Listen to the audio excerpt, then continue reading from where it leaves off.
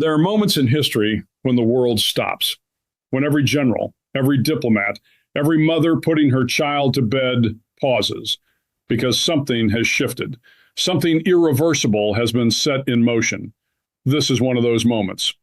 And if you think you understand what's happening in the Strait of Hormuz right now, I promise you, you don't. Not yet. Stay with me, because what I'm about to lay out for you is not just a news update.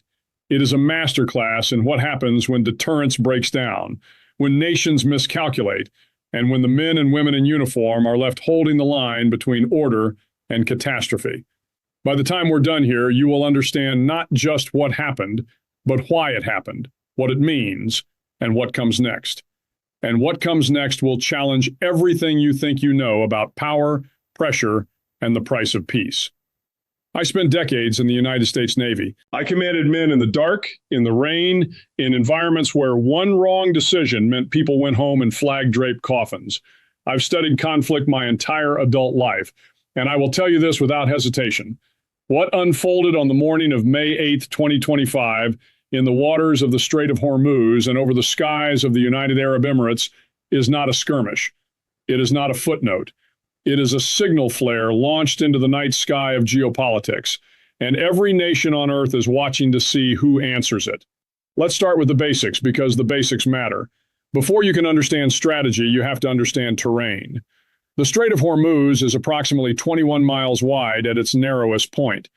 Through that narrow corridor passes roughly 20% of the world's oil supply.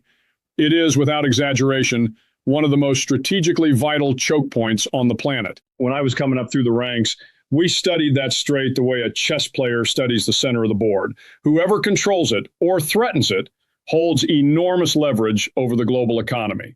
Iran has always known this. It is the card they keep closest to their chest. Now understand this. On May 7th, 3 United States Navy guided missile destroyers, the USS Truckton, the USS Rafael Peralta, and the USS Mason, transited that strait. That is a routine operation. A normal country, as the president himself later noted, lets warships pass through international waters. That is how civilized nations behave. Iran is not behaving like a civilized nation. Iranian forces launched multiple missiles, drones, and fast attack boats directly at those destroyers. Let that sink in.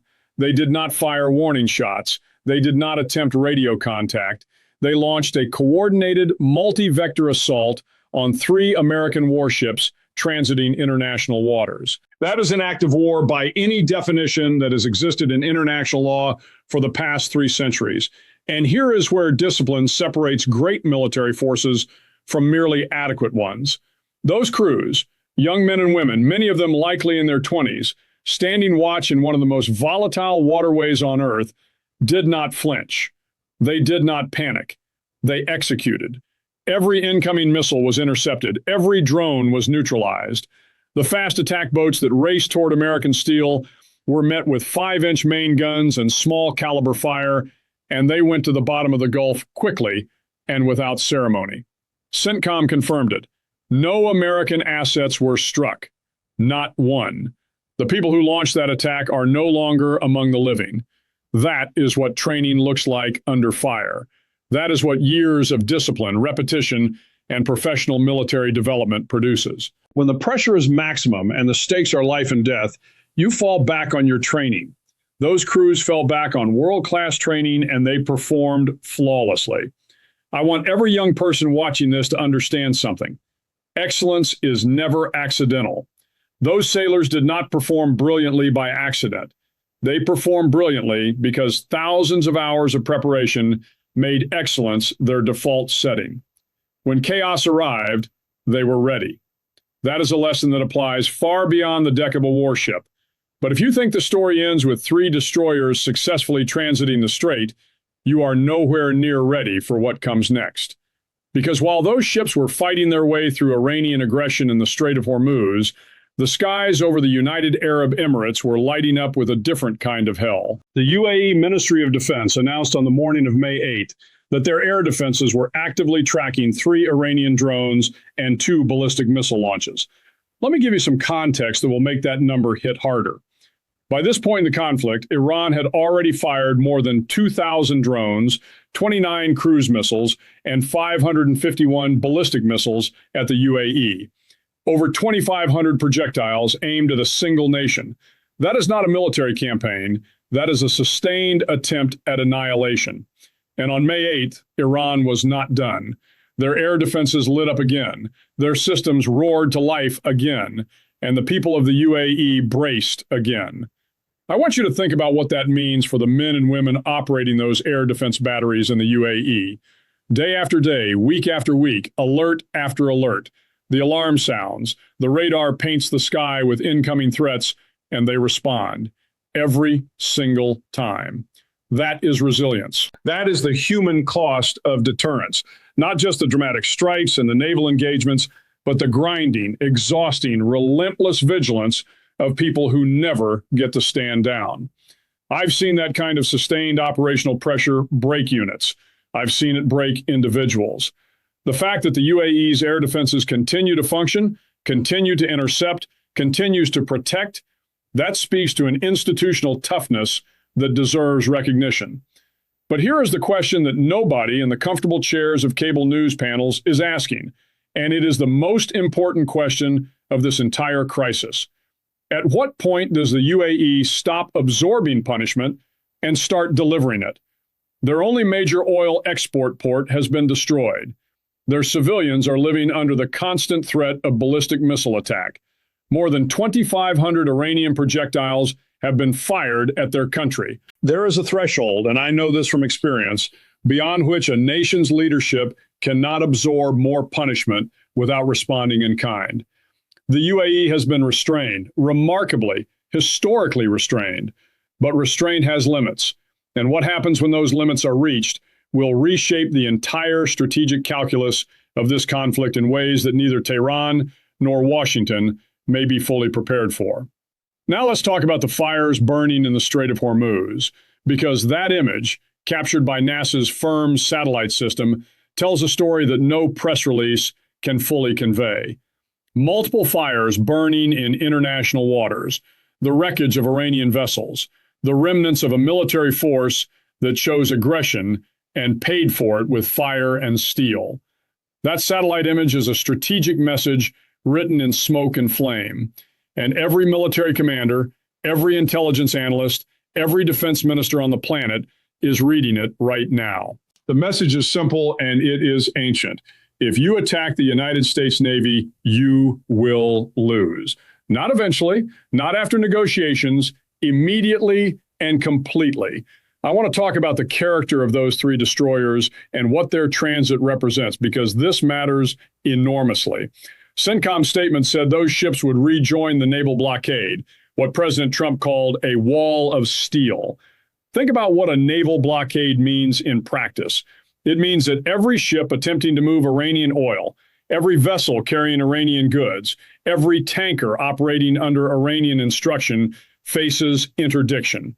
That is economic strangulation at sea level.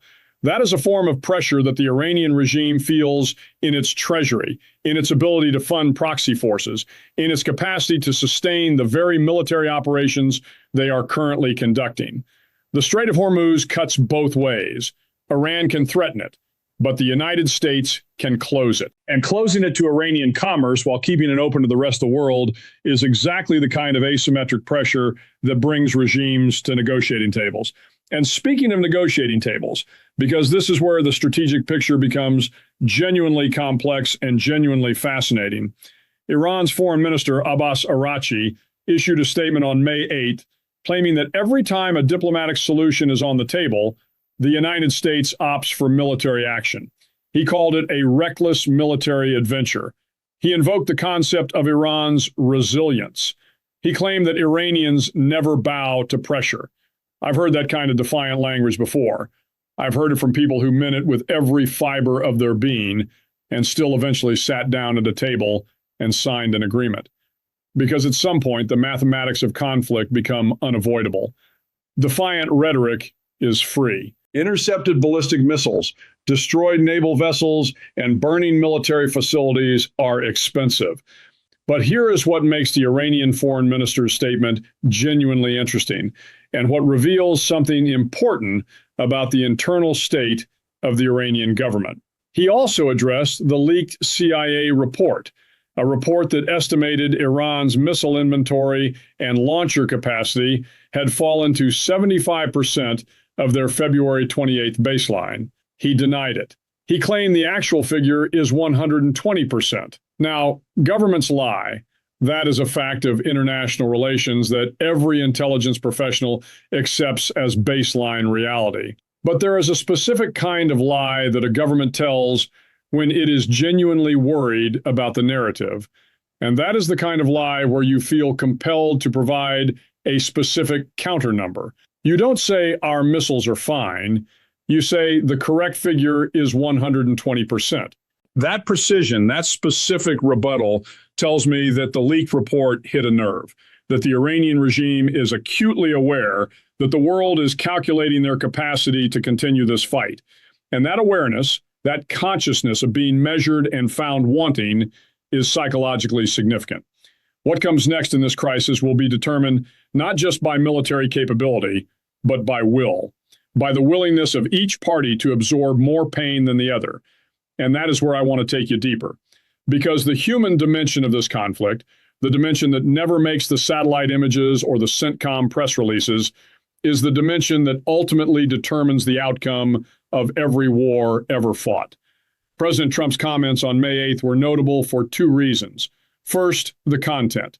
He confirmed that the personnel responsible for launching the attack on the American destroyers had been killed. He confirmed that negotiations with Iran are ongoing and that Iran wants a deal.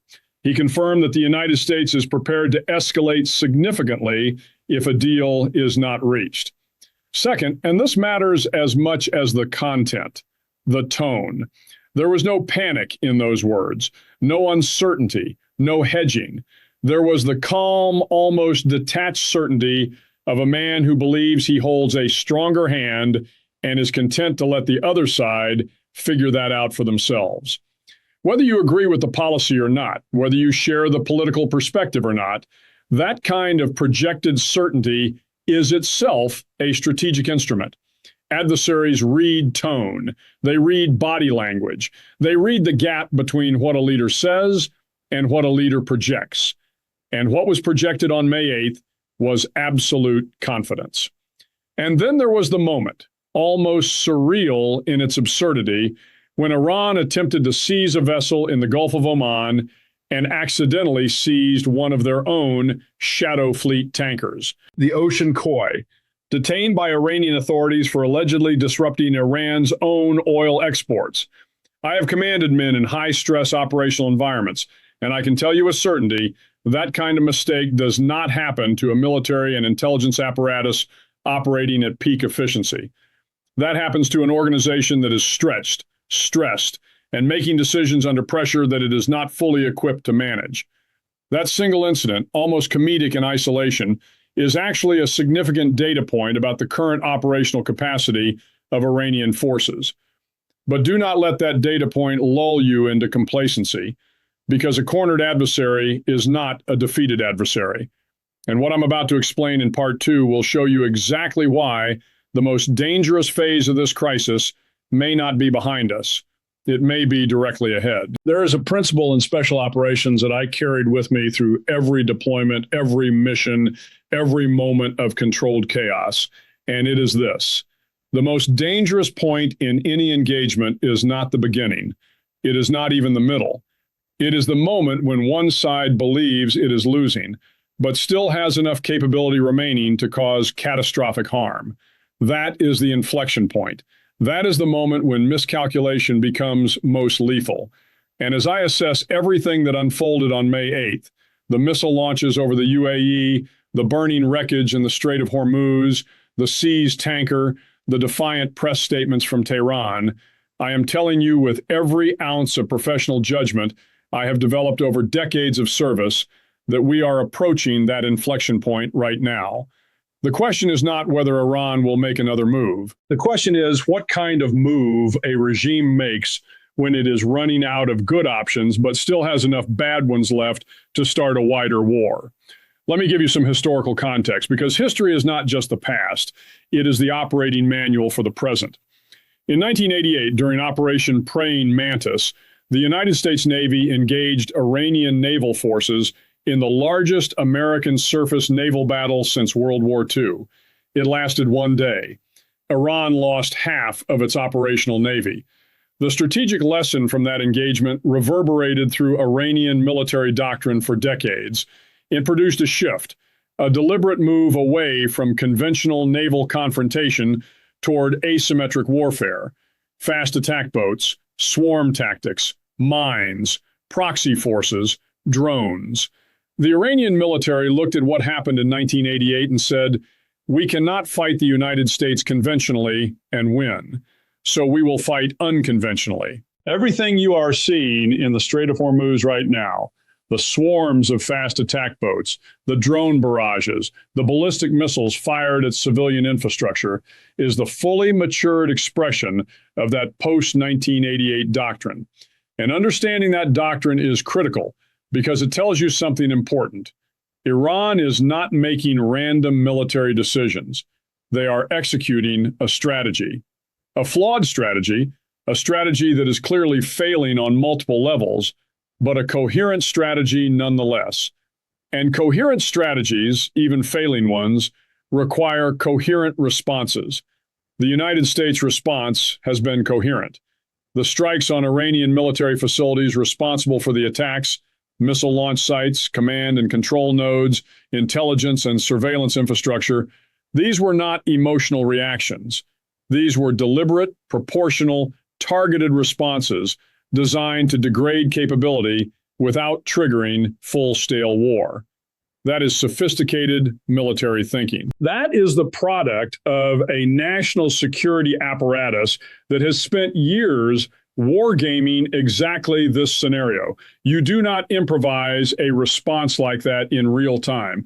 You execute a plan that was developed, refined, and rehearsed long before the first Iranian drone left the launch rail. And that level of preparation is what separates a military force that controls escalation from one that is controlled by it. But here is what keeps experienced military minds awake at night, and what should give every serious observer pause. Iran still has significant ballistic missile capacity. Despite the leaked CIA assessment, despite whatever degradation has occurred, they retain the ability to cause serious harm, not just to the UAE, not just to American naval assets, to Israel, to Saudi Arabia, to American bases throughout the region. The geography of the Middle East means that Iranian ballistic missiles, fired in sufficient numbers, can reach virtually every significant strategic target in the region within minutes. Air defense systems, even world-class ones like the Patriot, like the Arrow, like the Iron Dome, operate at high intercept rates. But high intercept rates are not perfect intercept rates. And in a scenario involving mass salvos of ballistic missiles, the missiles that get through can do devastating damage. This is the cruel mathematics of modern missile warfare, and it is a mathematics that every defense planner in the region is running right now. How many missiles can Iran still fire? How many can be intercepted? What is the residual damage potential of those that are not? And at what point does that residual damage potential constitute an unacceptable risk that forces a more decisive military response? These are not abstract academic questions. These are operational questions being asked in real time in secure conference rooms by people with very serious responsibilities and very limited time to reach conclusions. And what comes next will force every one of those calculations to be made under pressure with incomplete information in an environment where the cost of being wrong is measured in human lives. Let me talk about the UAE, because I think the UAE is the most underappreciated actor in this crisis and potentially the most consequential one going forward. Here is a nation that has built itself into one of the most sophisticated, most capable, most modern states in the Arab world. Abu Dhabi, Dubai, a nation that has invested enormously in its own defense infrastructure, that operates advanced air defense systems, that has a capable and professional military force. And for weeks, they have absorbed attack after attack after attack. Their oil export infrastructure has been destroyed. Their civilians live under the threat of ballistic missile strikes. They have responded with restraint that is frankly extraordinary given the scale of the provocation they have endured.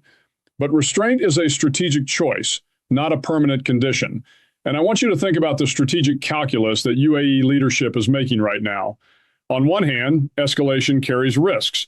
Direct UAE military action against Iranian territory could widen the conflict, invite further retaliation, and potentially draw in actors who are currently on the sidelines. On the other hand, continued passivity in the face of this level of sustained attack carries its own risks. It signals to Iran that the cost of attacking the UAE is acceptable. It erodes domestic confidence in the government's ability to protect its people. And it sets a precedent, a dangerous, destabilizing precedent, that a nation with ballistic missile capability can pound another nation into submission without facing meaningful, direct consequences from that nation. At some point, the UAE will act. I do not know when, I do not know in what form, but I know this. Every military and political leader has a threshold, and the UAE has been pushed hard and long toward that threshold. When they cross it, the regional strategic picture changes overnight. New vectors of conflict open. New alliances are tested. New calculations have to be made by everyone, including Tehran, including Washington, including Moscow and Beijing, who have been watching all of this with enormous interest and considerable calculation of their own. Because do not forget, this conflict does not exist in a vacuum. Russia is watching to see whether American military commitments in the Middle East constrain American capacity to support Ukraine. China is watching to see whether American military engagement in the Persian Gulf limits American attention to the Pacific and to Taiwan. Every authoritarian regime in the world is conducting a real-time assessment of American will, American capability, and American resolve based on what they are observing in the Strait of Hormuz.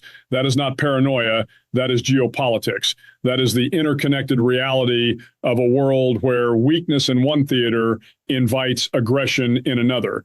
The wall of steel that President Trump described, the naval blockade reassembling in the Gulf after those 3 destroyers successfully transited, is therefore not just a message to Iran.